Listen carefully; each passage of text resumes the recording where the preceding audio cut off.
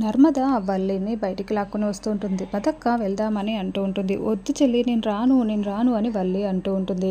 ఇంకా అప్పుడే వేదవతి అక్కడికి వచ్చి ఏం జరుగుతుంది ఇక్కడ, ఎందుకు అలా అరుస్తున్నారు అని అడుగుతూ ఉంటుంది.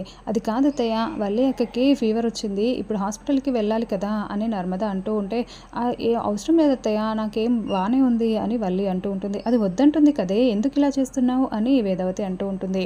ఇంకో అది చూడండి అత్తయ్య, నేను వద్దని ఇంత చెప్తున్నా వినకుండా చెల్లి నన్ను లాక్కొని వెళ్తుంది అని వల్లి చెప్తూ ఉంటే, అది అంతలా వద్దంటుంటే నువ్వెందుకే దాన్ని తీసుకుని వెళ్తున్నావు అని వేదవతి అడుగుతూ ఉంటే, అది కాదత్తయ్య, ప్రెగ్నెంట్గా ఉన్న వాళ్ళకి ఇలా ఫీవర్ రావద్దు, అంత ఫీవర్ ఉంటే మళ్ళీ కడుపులో ఉన్న బిడ్డకి మంచిది కాదు కదా, వెంటనే ట్రీట్మెంట్ తీసుకోవాలి, మెడిసిన్ వాడాలి అని నర్మద చెప్పడంతో, అయ్యో అవును కదా, అవునే వెళ్ళు, నువ్వు పర్వాలేదు వెళ్ళు, నర్మద తీసుకుని వెళ్తుంది అని చెప్పడంతో ఇంకా వల్లి చేసేదేమి లేక నర్మదాతో స్కూటీ పైన అలా హాస్పిటల్కి వెళ్తూ ఉంటుంది. అప్పుడే సుకన్య ఒక ఆటో డ్రైవర్ లాగా షర్ట్ వేసుకొని ఆటో నడుపుకుంటూ వాళ్ళ నర్మదా స్కూటీకి ఎదురు వచ్చి వాళ్ళకి యాక్సిడెంట్ చేస్తుంది. ఇంకా నర్మదా స్కూటీ మీద నుండి కింద పడిపోతారు.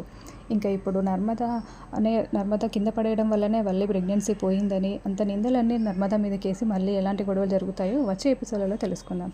Thank you for watching.